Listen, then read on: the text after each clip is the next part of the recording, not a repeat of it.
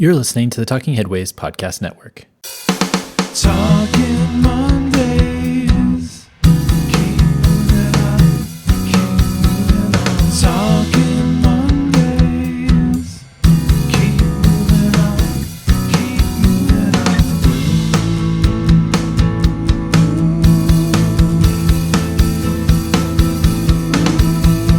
Talking Mondays. Keep moving on.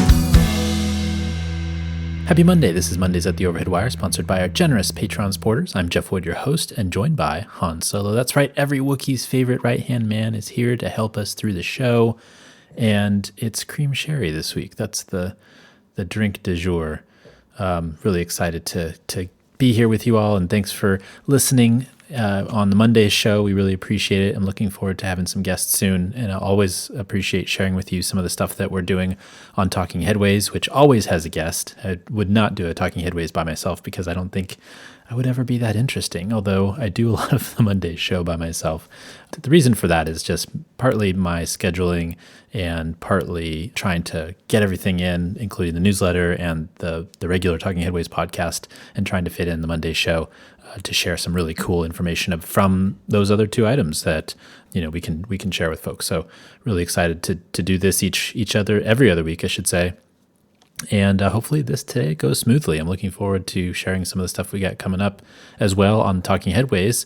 And as I said, as we do when we're Han Solo, we've got a preview of some of the Talking Headways episodes we're looking forward to sharing with you all in the next few weeks. Of course, last week we had Eileen Higgins, the Miami-Dade commissioner. She was at Revolution, and I had a panel with her talking about the South Dade busway. And I thought that was a really interesting episode to me because it really shows the importance of your elected leaders understanding what they can and can't do with federal money. Also, it's important to have them riding transit and understanding why it's important. I mean, she lived in Bogota and took Transmilenio and understands public transit from the viewpoint of a rider, and I think that's really important for elected leaders to have that perspective.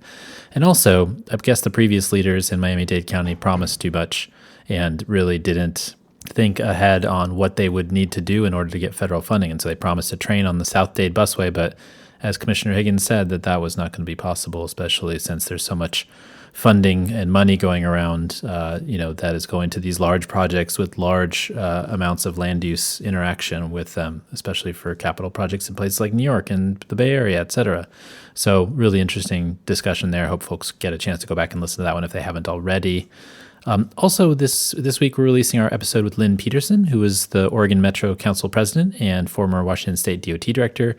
We're going to talk about her book, and I thought that was a really fun conversation to have with her, and I hope folks are excited about that one too. David Hencher is coming on to talk about mobility as a feature. Last couple of episodes, I talked about him coming on the show. Basically, I was like, I have no idea what this is, but it's going to be fun to talk to him. And it certainly was fun to chat with him about this idea. And I talked to him on Thursday, and I'm really interested to see what you all think about hearing this. It's really super interesting. And him and Sampo Haitanen, who started WIM and really the mobility as a service kind of craze, and are really down on MOS, mobility as a service as it exists now. And they are really excited about this idea, though, this idea that transportation can be outside of transportation agencies and companies. And I think that's a really important point. And I look forward, I'm not going to share too much because you have to listen to it. And David shares actually some stuff that he hasn't shared with so many people on the show. So looking forward to you listening to that one. We've got Trevor Latimer coming up in his book, Small Isn't Beautiful, The Case Against Localism. I haven't gotten to read it yet, but I will soon. Looking forward to that. I got some folks from the World Resources Institute coming on to talk about zero emissions deliveries and their report from the topic last fall. That's going to be really exciting. We also have some folks coming on from the Denver program that's focused on the e-bike rebates and kind of climate initiatives. Really cool stuff going on there, and I'm really excited to talk with them about that. And thanks Ben for sorting that out and getting it sorted up. And looking forward to talking with them about that program, super popular program. And then, of course, Yona is coming up on the annual prediction show. We're going to record that on Thursday, and we're always excited to talk to Yona. There's some other stuff that we can talk about with Yona too, which is all this stuff going on in Austin and in Houston and some of the transportation projects. Transit Christmas was this last week, where basically the old New Starts program, the capital investment program, released the amount of projects that they were going to fund. Obviously, there's more money this time because of the infrastructure bill, but it's still really, really low compared to, like, say, Houston's building widening I-45 for $10 billion. We're only giving $4.5 billion to transit projects around the whole United States. There's something of a mismatch there, and I think you all understand that. And as always, I've got a few things in the works as well, and I'm looking into a few listener suggestions too. So we're excited to think about that. Thanks to everybody who's been ordering bus and bike scarves. We really appreciate it. If you'd like to order one of the bus and bike scarves, go to theoverheadwire.com. And if you order more than 5, we'll give you a 10% discount. Email me at theoverheadwire@gmail.com. Definitely take care of that for you if you want some of those scarves. We've got scarves for everybody who needs them, so feel free to order and get them before it gets warm.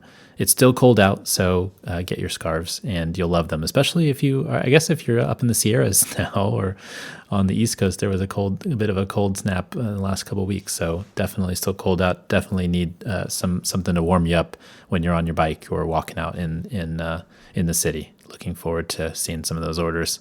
And also, don't forget to order any of the books we've covered on the show on our bookshop site, bookshop.org/shop/theoverheadwire. The bookshop is a great place to find books. All the books you're looking for are in the shop. Everything that we've had almost everything, I should say. Every time I do that, I say everything. We've got everything, but there's 2 books that aren't in the shop from folks we've talked to. But definitely go and check it out if you get a chance. And there's a whole list there. Really. We've gone through a lot of books. I'm looking at my bookshelf now, and a lot of these books are ones that we've read for the show, and looking forward to getting more as well. I have a couple of requests in for some books on really cool topics, so looking forward to getting a few of those in and chatting with the authors and talking with them and sharing that with you as well. Okay. Finally, we designed that sticker and shirt and poster and whatever you want to call it. Cars Are Cholesterol. Richard Wazensky did a great job on that. We're selling them at TeePublic, bit.ly/Cars Are Cholesterol, and get you some stickers. Somebody ordered like a ton of stickers last week. Really cool. 10 or 15 stickers. And I guess they're going to go post them on walls around the country, hopefully. That's really fun. So, thanks a lot. Well, this is episode 128. We're in session. Before I get to the show, I want to let folks know that they can get this podcast wherever you find your podcasts, including iHeartRadio, Spotify, Overcast, Stitcher, and of course, Apple Podcasts. Get this, Talking Headways, wherever you get your podcasts. Thanks for subscribing through podcatchers. It's awesome that you guys keep coming back to the show. We really, really do appreciate it. So here's a few stories that piqued our interest from the newsletter over the last few weeks. Now, I usually write out kind of my thoughts ahead of time on these and kind of go through them, but this week I've decided to do something a little different. So we're still covering the news. We're still covering the top stories from the Overhead Wire newsletter, but I'm going to kind of riff on what I think is going on after I read it instead of writing it down ahead of time. I don't know if that's going to end up well, but we'll try it and see what happens. I feel like I was running out of time before recording, and I was like, okay, well, F it, let's just do it live. So here's a few of the news items that were popular in the Overhead Wire daily. Go to theoverheadwire.com and start your subscription today. 2-week free trial, theoverheadwire.com. So an obscure transit rule could improve safety. In areas where bus stops are far apart, some transit agencies around the country have rules on the books that allow riders to request stops in between. Many bus operators and riders aren't aware of these rules, and agencies are worried too many requests would slow down service. Agencies with the rule also limit stops on certain streets and corners, but the idea would be to let people request stops late at night on less traveled routes to increase riders' safety on their trip between the bus stop and home. This was by Henry Pan in Next City. Yeah, so this was really cool. I mean, I knew that there were bus drivers that would stop for you if you had that request and it was in between stops, and I've seen them do it before here in San Francisco on lightly traveled routes. Obviously, they're not going to do it on Geary, or they're not going to do it on the J Church necessarily, just stop wherever. But they do have kind of flag stops and also just kind of in between spots. And I think it makes sense for safety. In the article, there was a lady who had taken a bus line for a long time, and they consolidated her stops. And, it was late at night, and she was worried about walking home safely, especially in the snow and the ice in Minnesota. And so, she likes the idea of being able to just flag the stop kind of by her house. There's not too many people on the bus. waiting, and I think that can be super helpful, and it gets people to where they want to go.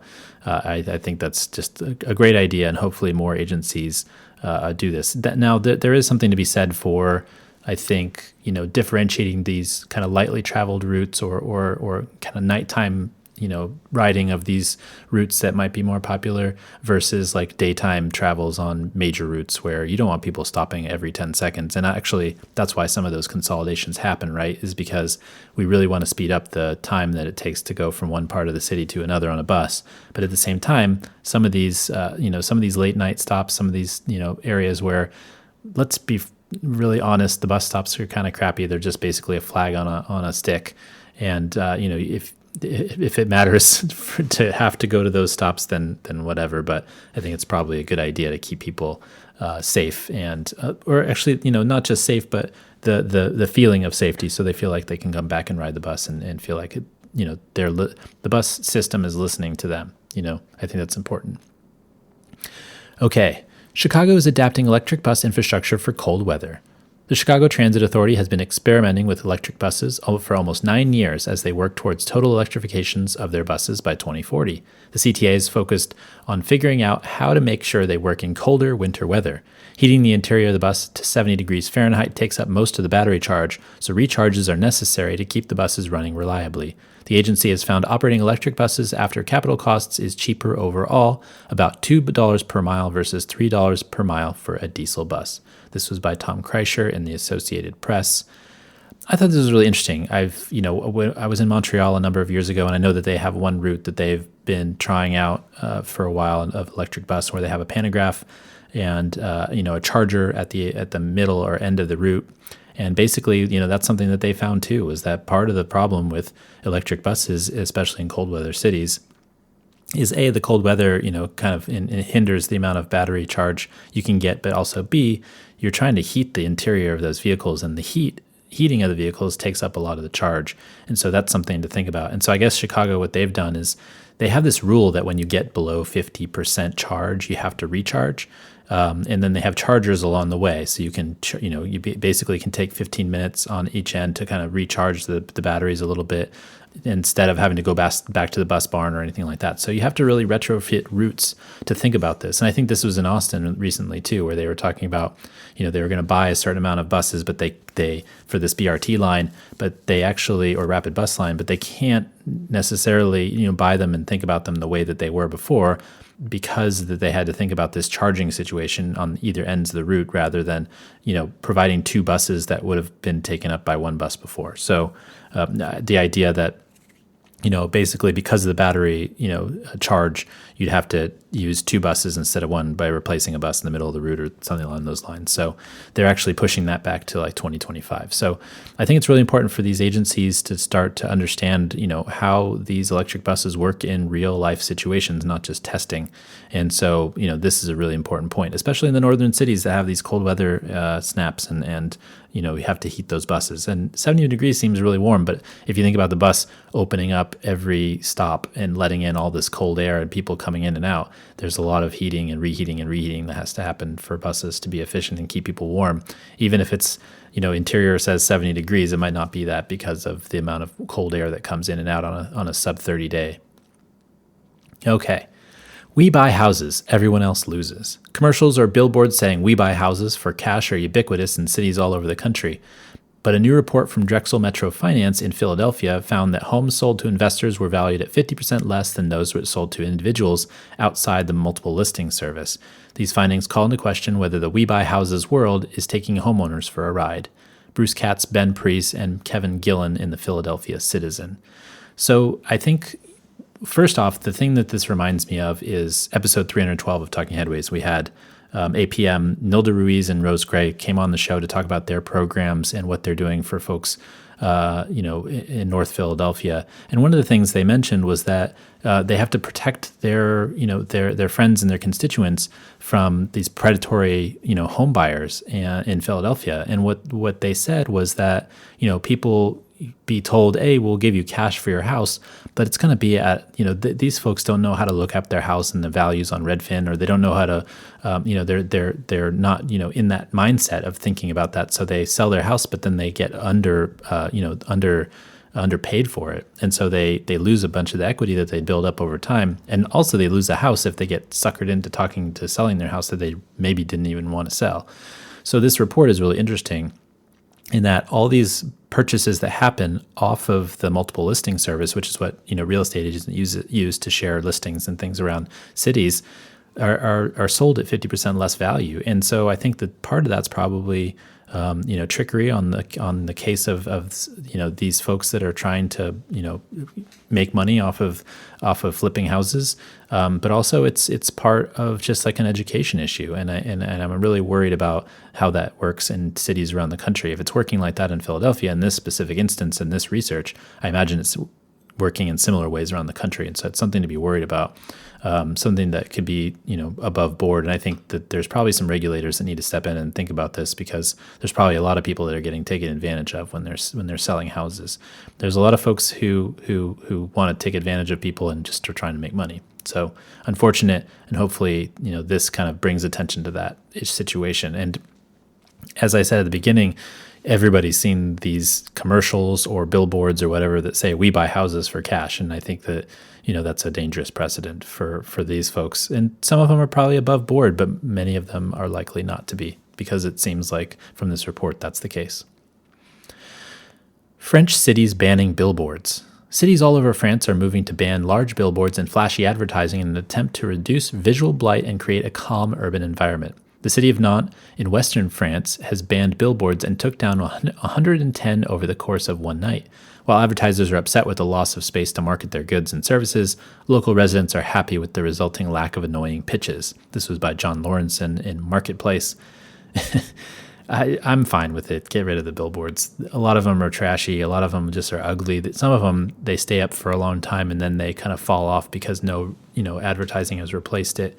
I know that San Diego has lauded for its billboard reduction programs, and they're generally seen as a really pretty city.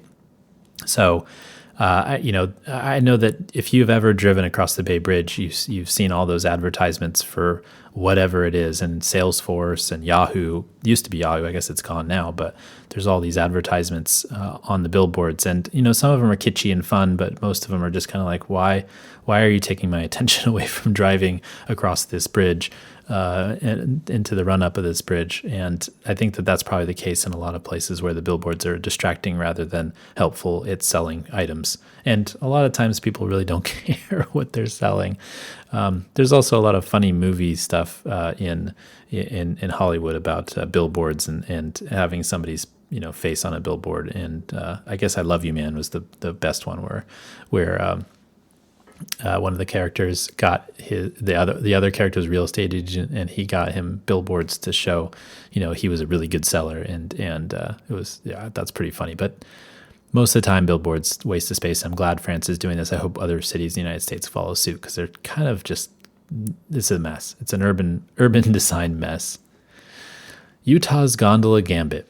The Utah Department of Transportation proposes an 8-mile-long gondola between Salt Lake City Basin and ski resorts in the Wasatch Mountains. Car traffic between the two locations in Little Cottonwood Canyon has become excruciating for outdoor enthusiasts, sometimes making what is a 40-minute trip into 3 to 4 hours. But not everyone is sold on the solution, and some opponents arguing that the traffic and congestion that limits access to the ski slope acts as a natural limit on the capacity of the canyon. Aaron Gordon and Motherboard. I mean, it looks kind of like a cool idea to me. There's a lot of folks that say that you can take people up there on buses. You can probably dedicate a bus lane and just bring people up that way. There's also, for this gondola, there's going to be a bus area that you can get on, and then the bus will take you to the gondola, and then the gondola will take you to the resorts. I'm fine with it if it works well, if it works at the capacity, but if people ignore the gondola and just keep driving, then that's not helpful. I know here in California, it's hard to get up to Tahoe, and sometimes, especially if there's chain control or it gets messy up there with the weather. But there's certain times that just like a crush of people go to the same spot, and I'm sure the ski resorts love it, but then also they wish they could get more people, and this is probably a way for them to get more people, which is really important for them, and important for people to get out of town for the weekend maybe and have a little bit of fun. Although I wish more people would be able to do that, and maybe this will help. I don't know, but it's an interesting kind of way I think that, usually the Department of Transportation wants a road and not a gondola. So maybe this is something that other state DOTs will follow suit in the future when they're talking about ski resort access. I don't know. Maybe in Colorado, maybe in California, maybe gondolas are the way of the future. But I think this is a specific instance where, the city of Salt Lake City is close to these resorts. And I don't think that's really replicated in many places. Okay. Homeowners associations are an obstacle to water conservation. Homeowners associations are a big barrier to climate action, particularly in efforts to reduce the negative impact of water-thirsty lawns. As more water restrictions are enacted around the country, especially during the record-breaking drought affecting many western states, more rules and regulations about saving water abound. But homeowners associations are an unpredictable barrier to change, worrying more about property values and aesthetics than environmental impact. This was by Ellen Earhart in Wired Magazine. I think this actually ties into this next one too. I should read this one and then go back and kind of talk about this generally, the drought situation. Water cut off for 2,000 homes in Arizona. Rio Verde Hills, Arizona, is dependent on trucks to bring water to homes without wells from nearby Scottsdale. But truck access to the supply from the Colorado River was cut off after Scottsdale began implementing more rules around shortages from the severe drought facing the region. A 2-year solution from the city is on the table, but longer-term access it needs to be addressed. So basically 2,000 homes outside of Scottsdale in places where kind of wildcat developers built houses and then people live there, but they don't have water access necessarily to the system that usually they would be connected in a city. So they have to get trucks to bring them water from what Scottsdale allows them to truck out. And that's really a hard way to do water supply, especially in a place like Arizona, which is a pretty hot environment and probably need a lot of water for at least the human element, not necessarily plants and other things. But this is kind of all tied together in that there's a lot of water usage that's really not necessary in some of these places. And I know that Las Vegas and Phoenix and others have really gone crazy on not crazy, but good crazy on the restrictions on how much water you can use in your house and what you can do with your yards, right? So xeriscaping is the new thing, making sure that you don't have just kind of plain lawns that just soak up water and have very little environmental benefit aside from maybe some heat island reducing effects if the sun hits it pretty hard. But I know today I saw that Las Vegas, for example, is trying to figure out how to restrict water, permits for new housing in the region because they're strapped for water as well. So I think this is something that's going to come to a head pretty soon. There's more and more growth in these cities in the Mountain West and especially in the Desert West. And there's going to be, this year is probably a good year for water because of all the atmospheric rivers. And they said that there's been more snow in the mountains here, especially in California. But that's not going to happen every year. And I think that there's just been an oversubscription to the water that the Colorado River brings, as well as the aquifers have built up over thousands of years. And so, the debt's going to come due pretty soon. And I wonder what's going to happen with that.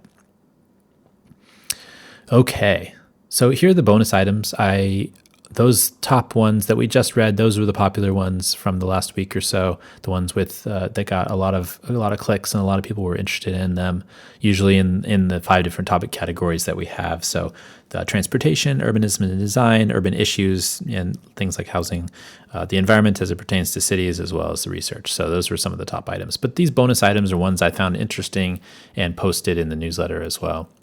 So as affordable housing becomes harder to come by, voucher waitlists in Arizona are filling up with people applying from other states. This has caused stress from locals who want to stay in their community.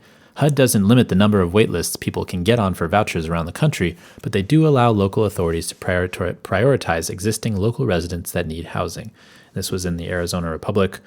It's interesting. I didn't even know that you could apply for housing vouchers around the country. If you're in Florida or Michigan, you can apply for one in Arizona.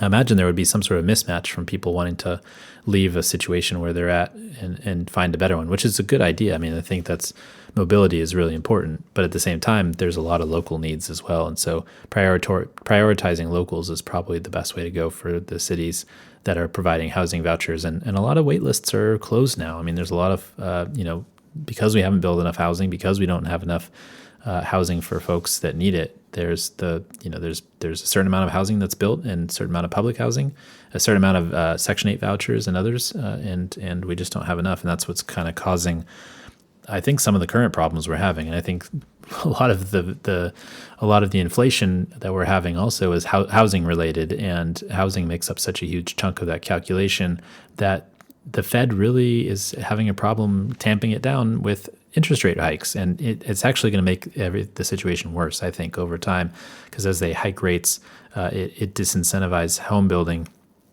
but also it creates scarcity, and so you're going to have this cycle that continues and continues and continues, and it's been continuing since early on, since the 80s and 90s, and when all these cities wanted to restrict housing. So I think that's something that needs to be thought of. Lisa Finley of Heatherwick Studios has proposed rethinking healthcare and underused retail high streets. By filling empty storefronts with access to good transit and community connections with healthcare functions, it's hoped that better health outcomes focused on wellness supersede treating sickness alone.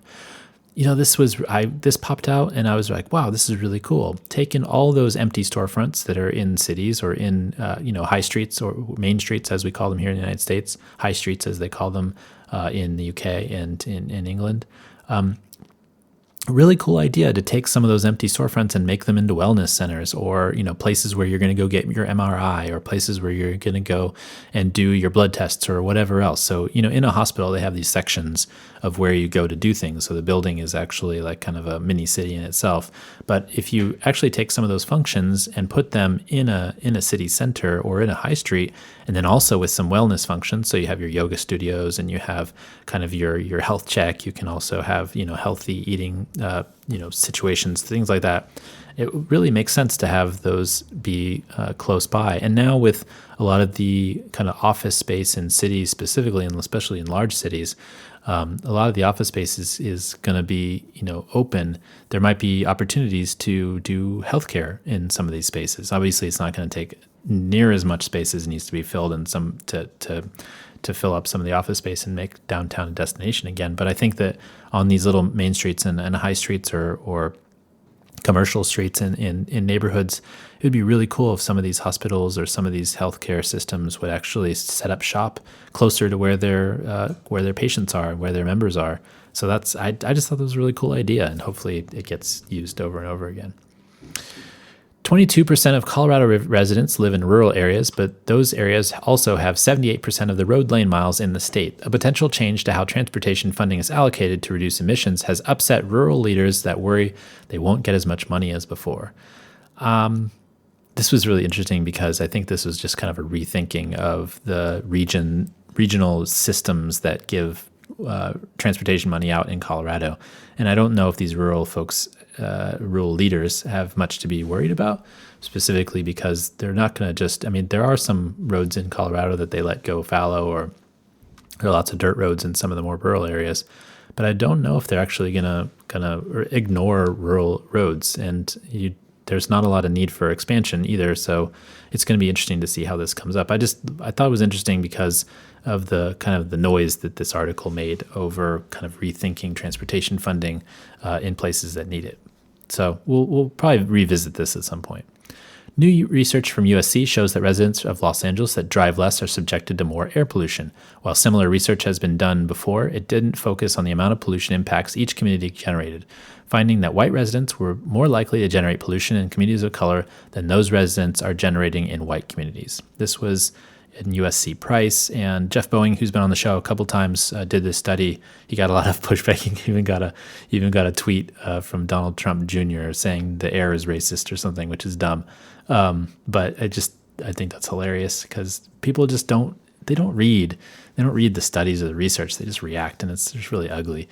But this is really interesting research from Jeff and his team, and I hope people pay more attention to this, which is that people who are living in urban areas, they get a lot of pollution from driving, and some of that driving comes from people, a lot of people commuting from outside or taking their cars longer distances.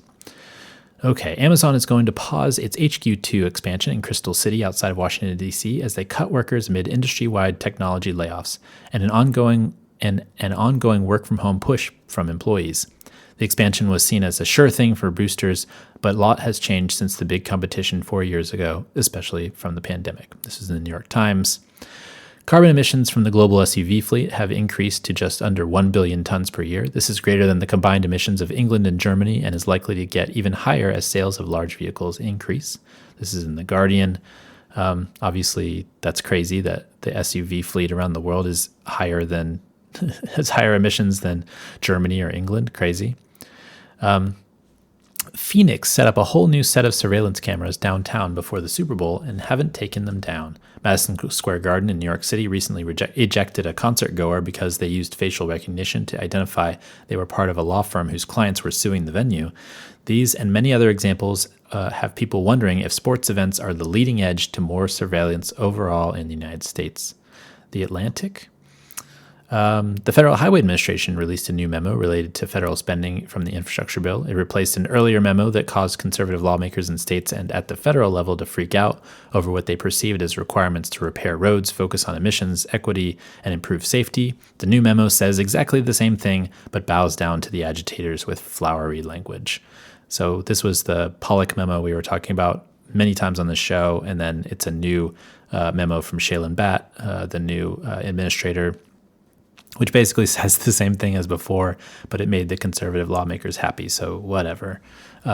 They're still, the Biden administration is still trying to, focus on emissions, repairing roads, equity, and improving safety.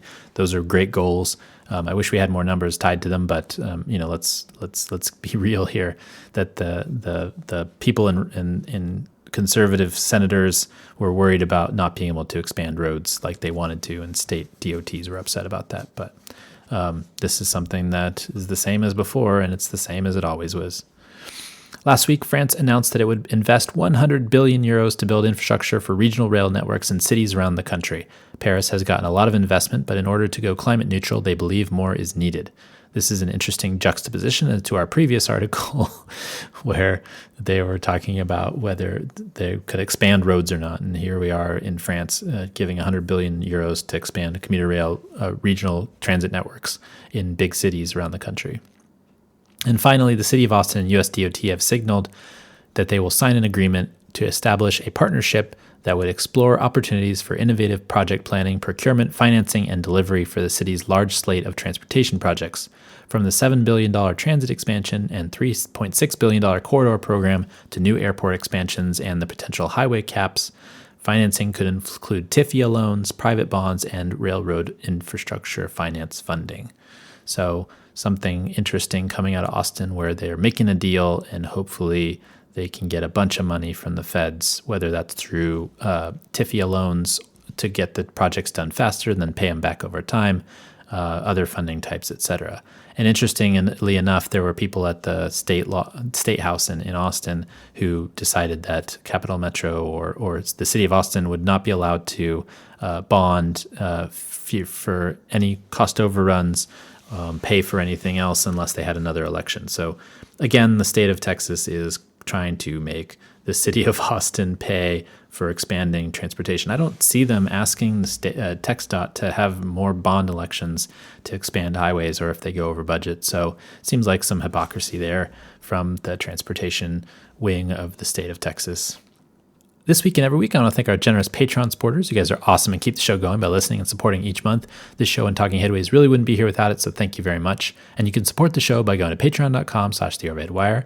We've had people sign up each month during the pandemic, so we're super appreciative of that. $2 a month gets you some stickers and a handwritten note. $10 a month will get you your bus-only scarf. And don't feel like you need to take a reward for signing up for the Patreon. A lot of folks lately have been saying, no, I don't want stickers and I don't need the reward, but I'm more than happy to support you and I really appreciate that. So if you want some stickers and a handwritten note, I will send them to you. But if you don't, then I won't, and that's fine. But we got lots of cool stickers, including the Cars or Cholesterol stickers. So I'll send those to folks if you do $2 a month for the Patreon. Also, I wanted to mention we did produce an audiobook version of Raymond Unwin's 1909 classic, Town Planning and Practice. And if you want to get your hands on one, go to raymondunwin.com. Again, this book was super fun to produce. It's on American Planning Association's 100 books of essential books of planning. It's the first one on the list. Definitely go and listen. It's only about 7 hours. Usually books are 14 or 12 to 14 hours or so to listen to. This one's only 7 hours. So check it out if you get a chance. RaymondUnwin.com. And finally, if you have a question or comment, feel free to email us at theoverheadwire@gmail.com. We love hearing from folks. Feel free to email us anytime you have an idea or a thought or want to suggest something for the show. We've got some good comments on show suggestions on Twitter and on LinkedIn and places like that. So thanks so much for everybody who's doing that. Really appreciate it. Finally, Puppies and Butterflies is the part of the show where we talk about something fun, interesting, or maybe it just didn't fit in the other sections. Still watching Lego Masters, home improvement shows on HGTV. That seems to be my regular jam with my wife. Of course, The Mandalorian and Bad Batch Star Wars shows are top of the list too. Those are must-watch shows. And it's been raining a lot here, so not much going on aside from trying to not get leaks in the house. and so maybe for the next 2 weeks or so, I'll be watching March Madness. It's coming up. Go Longhorns. Let's do this. I really liked the first 2 weeks. The last 2 weeks with the Final Four and all that stuff, whatever. It's not a big deal. But the first 2 weeks, those are the fun weeks with all the Cinderella stories and everybody else. So hopefully everybody has a good tournament. Everybody stays safe and you have a fun time.